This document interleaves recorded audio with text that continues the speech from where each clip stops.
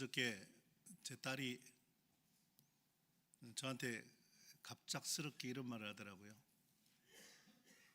아버님, 갑자기 할아버지가 생각나요.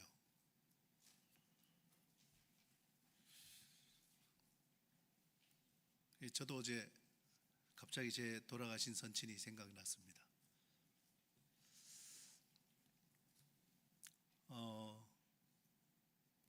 제 아버님은 군에 복무하자마자 6.25가 터졌습니다.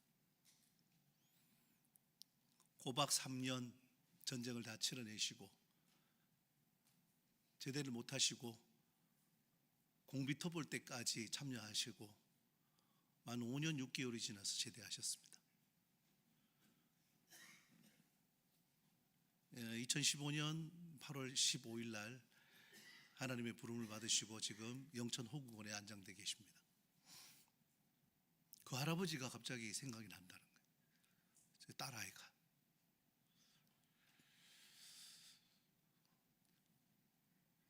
올해로 76년 됐네요. 동족 상잔 민족의 아픔이라는 6.25가 일어난 지가 76년. 저희 아버님처럼 전쟁에 직접 참여하신 참전용사들이 아직도 살아계시다면 이런 생각을 해봤습니다. 그럼 5년 뒤면요, 6.25가 일어난 지가 80년이 지나고 85년이 지나고 90년이 지나면요, 잊어야 할까요? 이제는 잊어야 될까요? 이젠 그만 얘기해야 될까요?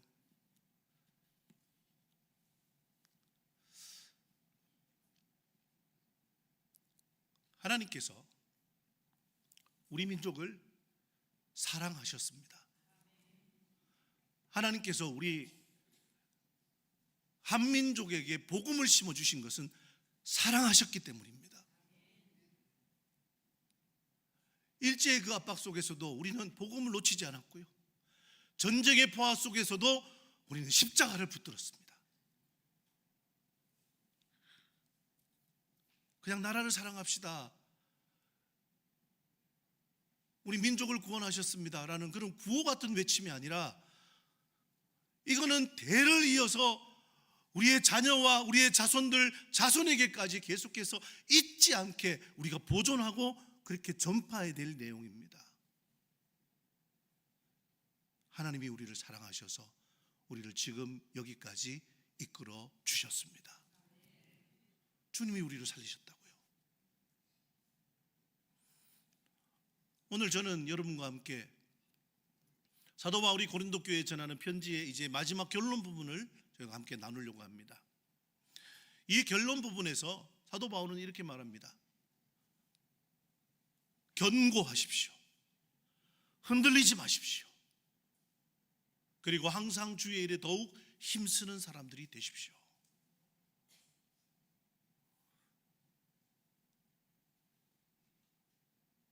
전쟁을 겪은 민족은 언제나 그 전쟁의 끝이 어떤가를 분명히 알아야 합니다.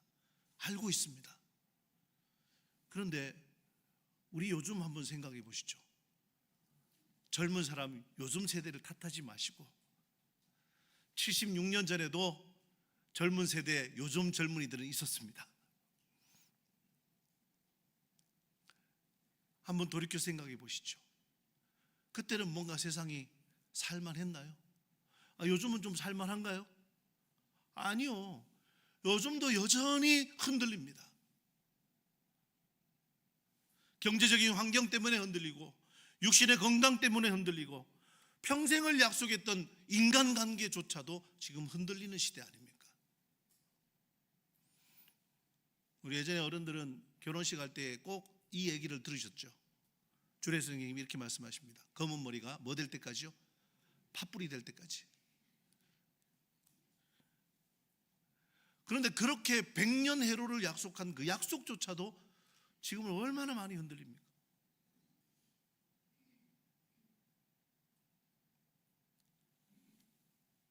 하지만 여러분, 오늘 사도 바울은 2000년 전의 이야기였지만 오늘 이 시간 그 똑같은 내용의 편지를 읽는 우리에게도 흔들리지 말라고 권면하고 있습니다.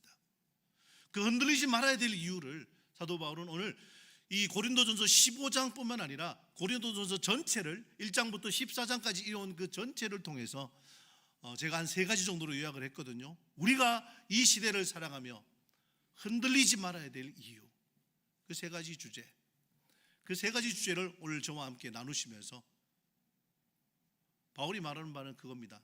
부활. 그 부활 때문에 우리는 승리했고 우리는 흔들리지 않을 수 있습니다. 그래서 오늘 방금 읽었던 15장 58절 말씀은 참 고린도 교회에 보내는 이 편지 전체의 결론과도 같습니다. 그 앞에 접속사가 뭐라고 되어 있죠? 그러므로라고 되어 있죠. 그러므로라는 이 접속사는 앞에 있는 모든 내용의 결론이 이제 나옵니다 라는 그런 뜻이죠. 우리 같이 다시 한번 읽어보겠습니다. 고린도전서 15장 58절 말씀 같이 읽어볼게요. 시작. 그러므로 내 사랑하는 형제들아, 견실하며 흔들리지 말고 항상 주의 일에 더욱 힘쓰는 자들이 되라. 이는 너희 수고가 주 안에서 헛되지 않은 줄 알미라. 그러므로 바울이 이제까지 정말 고린도 교회 성도들 향해서 단호하고 간절한 의조로 외치는 외침입니다. 이거 저도 참 좋아하는 구절이죠. 언제나 마음이 좀 어렵고 또 낙심이 되고 이럴까 저럴까 자꾸만 휘둘릴 때에 이 말씀은 얼마나 우리가 붙들 만한 그런 말씀인지 모릅니다. 하지만 여러분, 우리가 살아가는 이 세상이 어디 그렇게 녹록하던가요? 당시 고린도 교회는 성령의 은사도 많았고요, 똑똑한 지식을 가진 사람도 많았고요, 그리고 그 당시에 고린도 교회는 음행과 그리고 분쟁과 우상숭배와 그리고 정말 부활이 없다, 죽은 자의 부활이 있을 수가 있어? 그건 그냥 그냥 사변적인 거야, 이렇게 말하는 그런 철학적 지식들이 넘쳤던 교회가 바로 고린도 교회입니다. 그러니까 고린도 교회 안에서 최고로 치는 건 뭐냐면 세상의 영광이에요. 돈 많은 사람, 높은 자리에 올라가 있는 사람, 인간관계가 좋아서 팔이 넓은 사람, 교회인데 교회 안에서 그것이 영광이 된 거예요. 조금 더 낫다고 하면은 성령의 은사를 받는 사람, 나는 방언의 은사를 받았어, 난 예언의 은사가 있어, 난 믿음의 은사가 있어, 난 병을 고쳐, 이런 은사 받은 사람들이 대단해, 당신은 위대한 사람이라, 이렇게 취급받는 그 소식이 사도 바울의 귀에 들렸을 때에 바울은 아니라는 거예요. 언젠가는 다 흔들립니다. 돈도 권력도 그리고 인간관계도, 심지어 교회에서 많은 능력을 받았다고 하는 그 은사받은 능력도 언젠가는 흔들립니다. 하지만 우리를 흔들 수 없는 그 흔들리지 않는 부르심이 우리 안에 있다는 사실을 사도 바울은 오늘 15장 58절에서 내 사랑하는 형제들아 이렇게 부르면서 견실하며 흔들리지 마십시오. 여러분, 우리가 지난주에 고린도전서 13장을 볼 때 고린도전서 13장 내가 사람의 방언과 천사의 말을 할지라도 이렇게 시작되는 그 13장을 뭐라고 부른다고요? 사랑장이라고 부른다 그랬죠. 오늘 고린도서 15장은 뭐라고 부를까요? 15장 58절까지 있는 이 15장도 별명이 있습니다. 부활장이라고 부릅니다. 성경 가운데 부활에 대해서 이렇게 확실하고 부활에 대해서 이렇게 자세하고 부활에 대해서 이렇게 견고하게 말한 그런 성경이 달리 없어요. 그리고 한 장 전체가 가득 부활에 대한 이야기로 가득 차 있습니다. 뭘까요? 지금 이 흔들리는 세상 가운데에서 교회마저도 흔들리는 바로 그 모습을 보고 사도 바울은 우리에게는 흔들리지 않는 부르심이 있습니다. 그게 뭐라고요? 부활이라고요. 십자가 부활을 말미암는 그 흔들리지 않는 복음. 세상의 풍조와 환경이 아무리 요동쳐도 십자가의 복음 위에 선 성도들은 결코 흔들리지 않습니다. 바울의 이 외침이 오늘 저와 여러분에게 그대로 전달되시기를 주의 이름으로 축원합니다. 그래서 사도 바울이 오늘 15장 이 부활장을 제가 한번 정리를 했어요. 몇 가지를? 세 가지를. 첫 번째가 부활의 복음은 역사성이 있다는 거예요. 여러분, 역사성이 있다는 건 무슨 뜻인지 아닙니까? 사실이라는 거예요. 이순신 장군, 세종대왕, 이분들이 우리가 보진 않았지만 분명히 계신 분들이잖아요. 하신 일도 분명하잖아요. 어떻게 알죠? 학교에서 배웠으니까요. 역사요, 역사.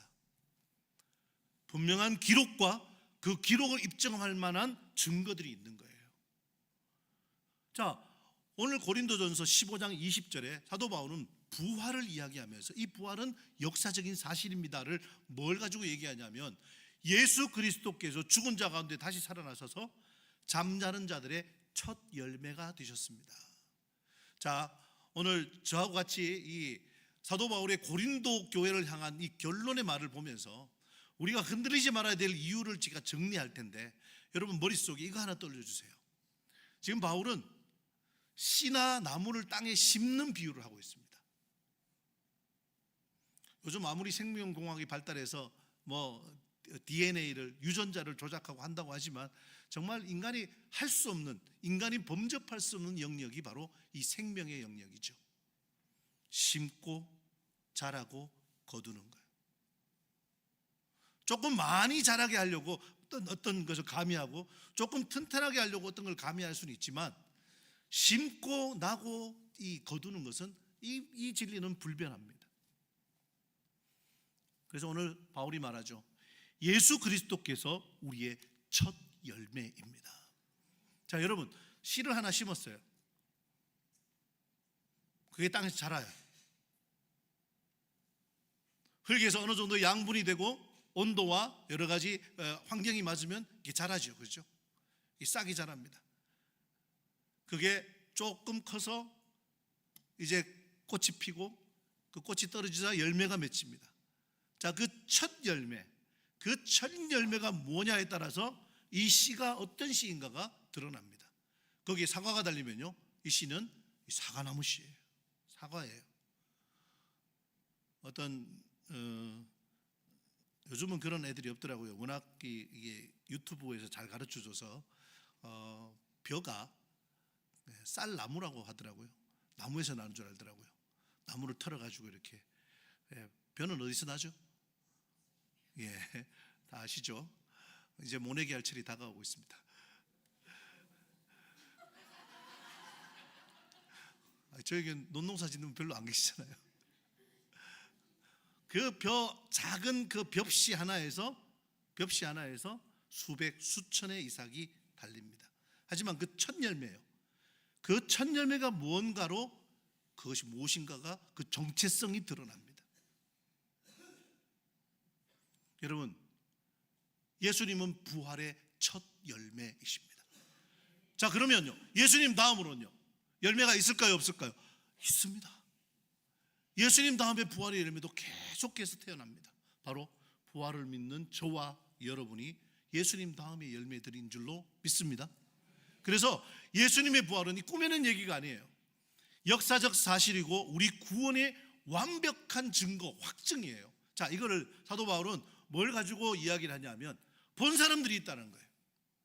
여러분, 법정에서 어떤 사건의 그 진실을 말할 때 두 가지가 필요합니다. 첫 번째는 증거, 그 다음에는요, 증인.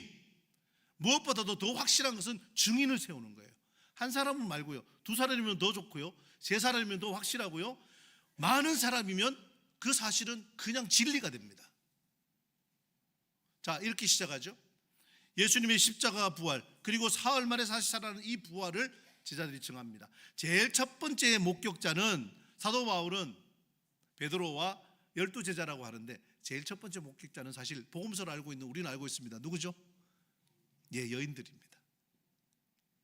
향품을 준비해서 새벽같이 찾아간 그 여인들에게 제일 먼저 부활을 목격하게 하셨습니다. 그리고 그 여인들이 제자들에게 전하고 제자들이 주님을 알아서 나중에 예수님께서 승천하실 때는 500여 형제들이 일시에 봤다 그랬죠. 바울은 이렇게 증거합니다. 이 사람들이 지금 두 눈 시퍼렇게 뜨고 살아있다. 그들이 증인이다. 그리고 맨 마지막으로 누구요? 자신요. 바울 자신. 자신을 이렇게 표현합니다. 만삭되지 못하여 난 자 같은 나 바울. 어머니 뱃속에서 만 9개월을 잘 영양을 공급받고 건강하게 태어나야 하는데 바울은요 어땠다고요? 7달 만에 8달 만에 그는 7삭동이 8삭동이처럼 정말 완전한 모습으로 태어나지 못한 나 같은 사람에게도 부활의 주님이 나타나셨습니다. 여러분, 바울에게 있어서 부활은요 정말 그 자신의 인생을 송두리째 뽑아낸 그런 진리였습니다. 바울에게 있어서 부활은 진짜 복음이었습니다. 왠지 아셔요? 바울이 언제 주님을 만났나요? 다메섹으로 가는 길이었어요. 목적이 뭐였죠? 예수님의 부활을 믿는 사람들을 잡아 감옥에 가두고 그래서 그 사람들을 핍박하려고 가던 길이었어요. 바울 스스로가 말합니다. 나는 패역자였고 나는 핍박자였고 나는 도살자였다.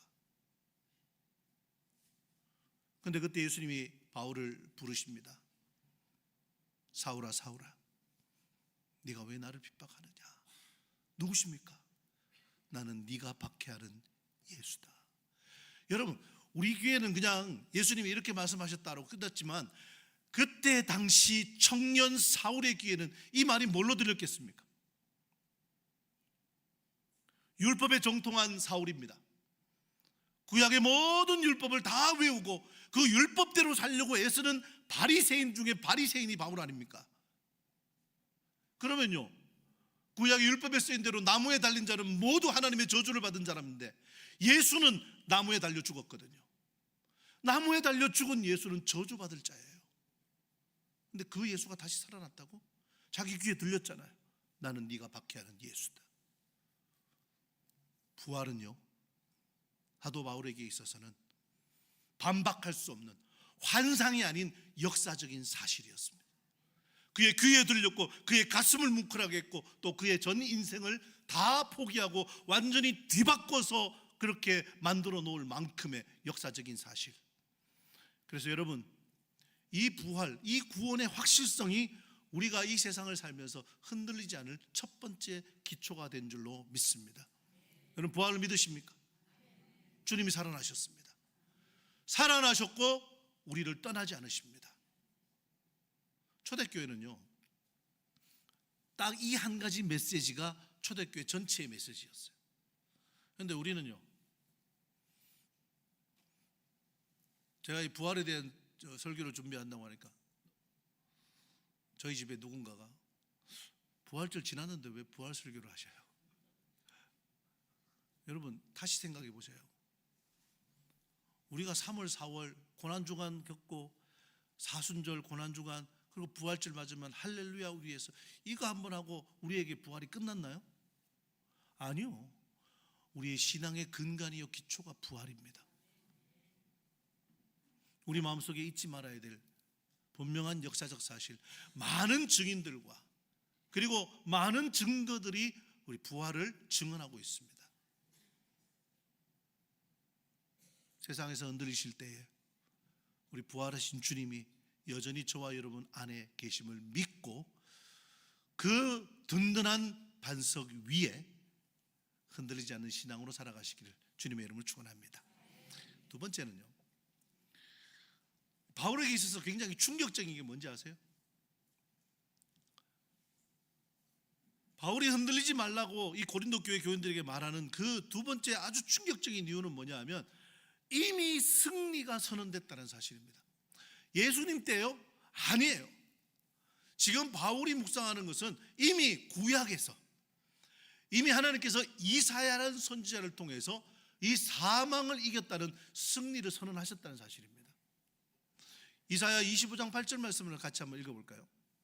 8절 말씀만이요. 시작. 사망을 영원히 멸하실 것이라. 주 여호와께서 모든 얼굴에서 눈물을 씻기시며 자기 백성의 수치를 온 천하에서 제하시리라. 여호와께서 이같이 말씀하셨느니라. 자, 바울은 알고 있습니다.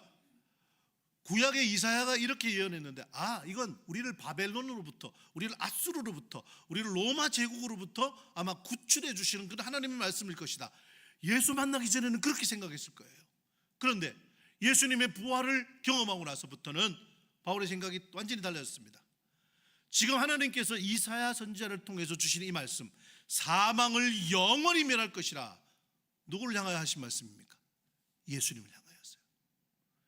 이제 다시는 사망이 우리를 괴롭히지 못할 것이다. 그래서 바울은 이렇게 외칩니다. 사망아, 네 승리가 어디 있냐? 사망아, 네가 쏘는 것이 어디 있느냐? 마치 이렇게 외치는 것 같아요. 사망아, 네가 아무리 쏘고 찔러도 우리는 다시 살아난다. 하나님이 우리에게 이미 승리하셨다고 선언하셨기 때문이다. 세상은 죽는 걸 가장 무서워하죠. 죽을까 무서워서 아무것도 못합니다. 여러분, 제가 인터넷에 잠깐 보니까 유튜브에 어떤 군사 전문가가 이렇게 말하더라고요. 여러분, 세상에서 가장 강력한 군대가 어떤 군대일까요? 가장 무서운 군인 뭘까요? 이렇게 막 무기를 아주 잘 갖추고 또 뭐 잘 훈련된 그런 특수부대가 가장 무서운 군일까요? 아니랍니다. 군사 전문가가 말하는 건요, 죽음을 두려워하지 않는 군대, 죽는 것을 무서워하지 않는 그런 군인, 그 군인이 가장 강력하답니다. 여러분, 십자가와 부활을 믿는 우리가 가장 강력한 하나님의 군대인 줄로 믿습니다. 그러니 여러분, 가장 두려운 원수인 죽음조차도 예수 그리스도의 십자가 앞에 피했습니다. 그러므로 세상의 어떤 위협도 우리를 굴복시킬 수 없습니다.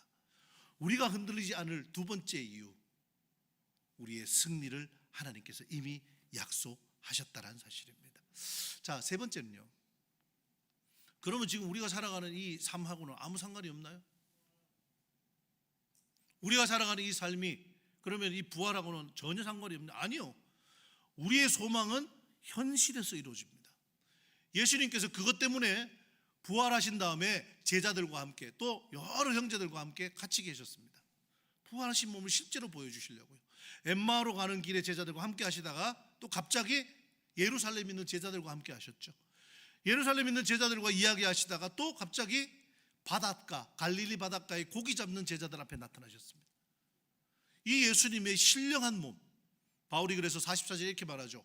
육의 몸으로 심고 신령한 몸으로 다시 살아납니다.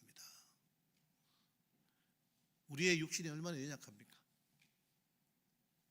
조금 건강 잘 관리했다고 하지만 또 아프고요.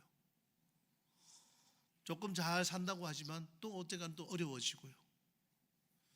하지만 우리의 이 연약한 육신과 이 땅에서 흘리는 수고의 그 눈물은 장차 시간과 공간을 초월하는 그런 영광스럽고 신령한 몸으로 다시 찬란하게 태어난다는 사실. 바울이 그래서 이걸 이렇게 마치 도식처럼 말해주고 있습니다. 씨가 있죠. 씨를 땅에 심으면 이건 썩어질 것인데 썩어진 거로 끝나나요? 끝나지 않습니다. 다시 살아나서 새로운 것으로, 더 영광된 것으로 다시 우리에게 돌아온다는 것. 부활은 이걸로 표현하고 있습니다. 현재는 썩을 것, 욕된 것, 그리고 약한 것, 육의 몸인데 장차 썩지 아니하고 영광스러운 것으로, 강하고 신령한 몸으로 다시 나온다는 것. 부활은요, 그냥 모호하게 부활이 있지라고 그냥 하는 그런 상태가 아니라 구체적이고 예수님처럼요, 영광된 몸으로 변화된다는 게 그게 우리의 현실이라는 사실이에요. 여러분, 부활을 얘기하다 보면 참 현실하고 너무 동떨어지는 것처럼 보입니다. 예, 사실 맞습니다.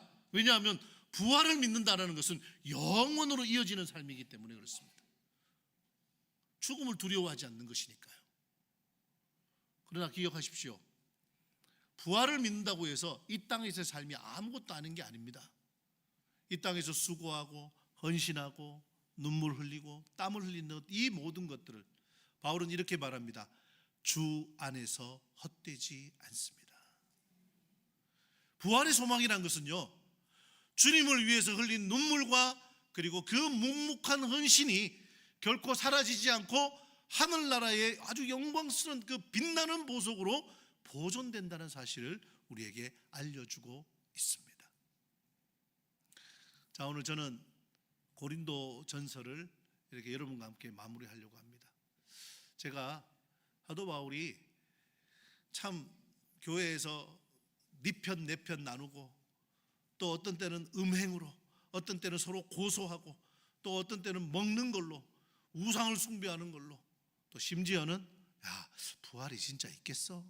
그냥 그건 하는 얘기지 뭐, 이런 거짓 교사들의 말조차도 사도 바울은 딱 한마디로 부활, 이 한마디로 정리합니다. 무슨 뜻이냐면 흔들리지 마십시오. 견고하십시오. 여러분을 반석 위에 세워주는 것은 오직 복음밖에 없습니다. 흔들리는 여러분의 삶에서 반석 같은 복음으로 다시 나오시기를 주님의 이름으로 축원합니다. 자, 세 가지를 말씀드리죠. 복음이 역사성이 있어요. 분명한 사실이에요. 왜냐하면 예수 그리스도께서 부활의 첫 열매가 되셨기 때문에요. 종말적으로 승리합니다. 우리는 결국 승리합니다. 왜요? 하나님께서 사망을 이미 진 것으로, 사망을 멸하기로 하나님께서 이미 선언하셨습니다.